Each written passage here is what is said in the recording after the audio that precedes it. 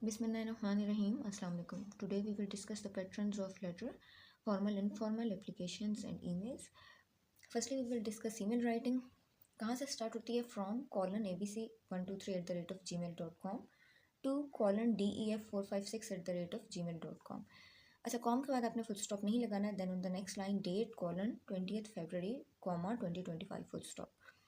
अच्छा, मैं जब भी ईमेल एप्लीकेशंस या फिर लेटर डिस्कस करती हूँ तो मैं हमेशा ये बात बताती हूँ स्टूडेंट्स को कि जब हम मार्किंग करते हैं तो इसका एक सेपरेट डेट का एक सेपरेट रूब्रिक होता है, यानी उसका एक अलहदा से एक नंबर उन्होंने मेंशन किया होता है. और अगर तो स्टूडेंट्स प्रॉपर एक वे में करेक्ट वे में डेट लिखते हैं तो उन्हें वो एक 8 में से एक वो प्रॉपर एक नंबर मिल जाता है. अच्छा, there are 2 ways of writing date. The first one is कि आप 20th डेट लिखें 20th February, then month mention करें, कॉमा लगाएं और ईयर मेंशन करें, देन फुल स्टॉप लगाना है. और दूसरा वे ये है कि सबसे पहले आप मंथ लिखें, ठीक है, फिर डेट लिखें, कॉमा और ईयर के बाद आपने फुल स्टॉप लगाना है. बोथ वेज आर करेक्ट, दोनों तरीके ठीक हैं डेट लिखने के. फिर लाइन स्किप करनी है, सब्जेक्ट कॉलन. और सब्जेक्ट में ऐसा नहीं होता कि जो भी ईमेल्स का या फिर लेटर एप्लीकेशन की एक स्टेटमेंट दी जाती है वो पूरी की पूरी स्टेटमेंट उठा के लिख दी जाए, ठीक है. सब्जेक्ट स्टार्ट होता है अबाउट के बाद से. इसमें ये नहीं बताया जाता कि आप किसको लिख रहे हैं, ठीक है. लाइन स्किप करनी है, सब्जेक्ट के बाद dear friend comma, on the next line 1 word space देके लिखना शुरू करना है. और फिर जब आपका कंटेंट कंप्लीट हो जाएगा तो उसके बाद योर्स अपोस्ट्रोफी नहीं आएगा, yours sincerely comma x.y.z. Next जो हमने फॉर्मेट डिस्कस करना है वो लेटर राइटिंग का है.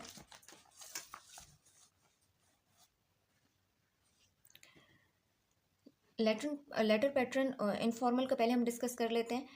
अच्छा, इनफॉर्मल लेटर किसको लिखा जाता है? सिबलिंग्स को या फिर रिलेटिव्स को या कज़न्स को या फिर पेरेंट्स को.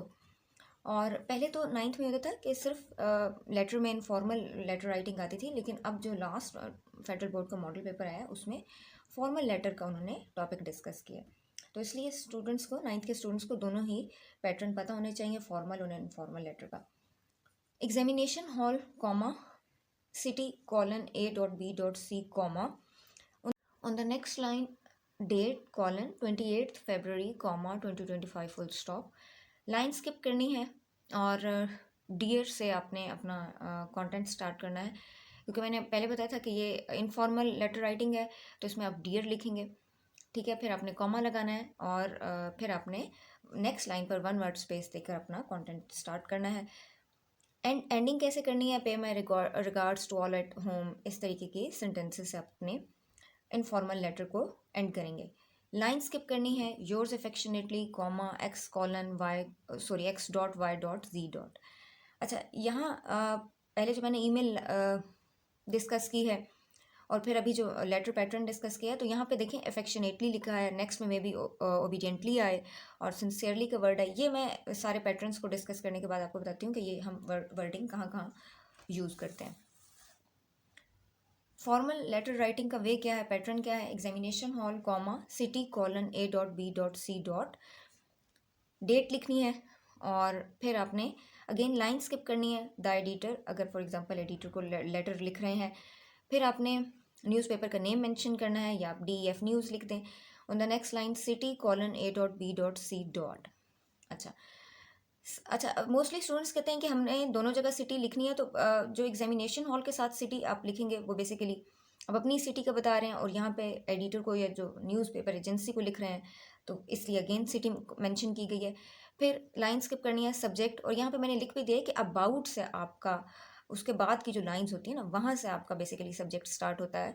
मोस्टली स्टूडेंट्स पूरे की पूरी स्टेटमेंट उठा के लिख देते हैं, ऐसा नहीं करना. अच्छा, लाइन स्किप करनी है. ये जैसे कि फॉर्मल लेटर पैटर्न है, लेटर राइटिंग है, तो यहाँ पे आपने डियर. अच्छा, ये भी एक है कि जब हम पेपर चेक कर रहे होते हैं तो मोस्टली स्टूडेंट्स क्या करते हैं, डियर सर, डियर मैम. नहीं, डियर आपने तब लिखना है जब आपने इनफॉर्मल आपके पास लेटर राइटिंग आएगी और उस तरह की कोई स्टेटमेंट आएगी या आप अपने सिबलिंग्स को या रिलेटिव्स को लिखना होगा. सर के साथ या मैम के साथ आप ऑनरेबल और रिस्पेक्टेड का वर्ड यूज़ कर सकते हैं, ठीक है. रिस्पेक्टेड सर या ऑनरेबल सर मैम, इस तरह के वर्डिंग यूज़ करेंगे, या आप जस्ट सर या मैम मेंशन करते हैं. अगेन कॉमा 1 वर्ड की स्पेस देकर आपने लिखना शुरू करना है। और अच्छा, ये फर्स्ट लाइन मैंने इसलिए लिखी है, एक स्टार्टिंग फ्रेज मैंने इसलिए लिखा है कि पता चल जाए कि स्टूडेंट्स को कि जो आपका इनफॉर्मल लेटर राइटिंग है ना, फॉर्मल लेटर है, उसका हम स्टार्ट कैसे लेते हैं।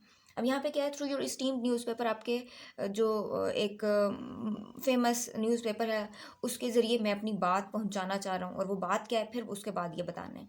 ठीक है, एंडिंग इसकी कैसे करनी है, वहाँ पे हमने कैसे एंडिंग की थी जो इनफॉर्मल था कि घर में सबको मेरा सलाम कहिएगा। ठीक है, अब यहाँ पर क्या है, अच्छा एक और बात पॉइंट डिस्कस करना मैंने, कि स्टूडेंट्स क्या करते हैं कि जब एडिटर को लेटर लिख रहे हैं तो उसमें वो एंडिंग कैसे करते हैं कि ये इशू था जिस पे हमने बात की है और हम ये चाह रहे हैं, अच्छा वो क्या क्या करते हैं, काइंडली आप इस इशू को सॉल्व करें। तो एडिटर का काम नहीं है कि वो इस इशू को सॉल्व करे, एडिटर का ये काम है कि वो उस मटेरियल को जो कि आपने लिखा है उसको पब्लिश करे और फिर कंसर्न्ड अथॉरिटीज़ उस पर एक्शन लें। ठीक है, तो इसकी एंडिंग कैसे करनी है, kindly publish this information in your newspaper so the authorities will take action on it। ठीक है, लाइन स्किप करनी है, स्ट्रेंजर है, आप उसको नोइंग पर्सन तो नहीं है। ठीक है, इसलिए आपने योर्स ट्रूली कॉमा और x.y.z लिखना है। नेक्स्ट हम डिस्कस करेंगे एप्लीकेशन का पैटर्न, फॉर्मेट डिस्कस करते हैं। अच्छा, एप्लीकेशन टू प्रिंसिपल, प्रिंसिपल को एप्लीकेशन लिखी जा रही है तो उसका एक पैटर्न चेंज होगा, फॉर्मेट चेंज होगा। और अगर आप कोई जॉब एप्लीकेशन लिख रहे हैं, ठीक है, या फिर आप किसी कंपनी को एप्लीकेशन लिख रहे हैं तो उसका एक वेट चेंज होगा, फॉर्मेट चेंज होगा। The principal comma school colon a.b.c comma city colon d.e.f full stop.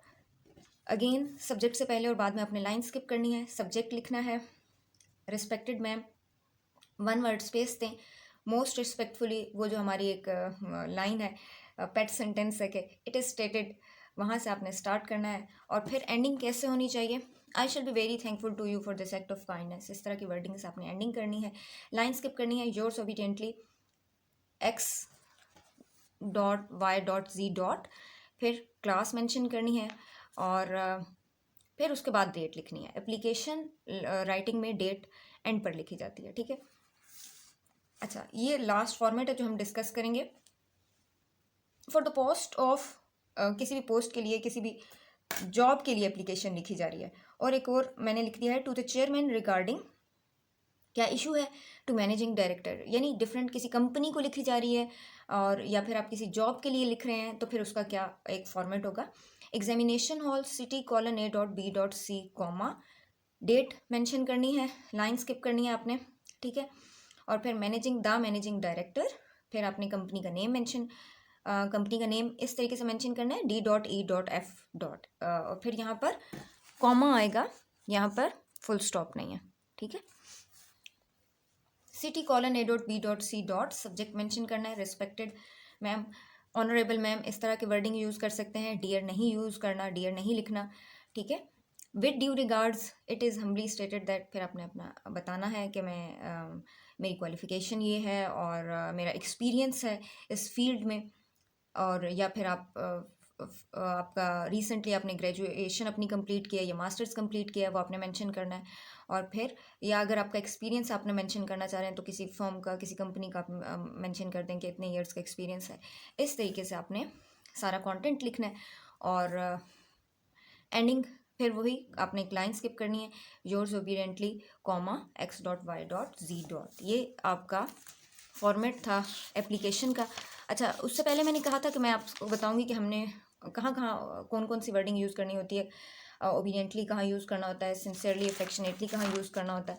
तो ये देखें मैंने यहाँ पे मेंशन किया और ये इसका आप लोग स्क्रीनशॉट ले लें या इसको एक दो दफ़ा पढ़ेंगे तो स्टूडेंट्स को याद हो जाएगा।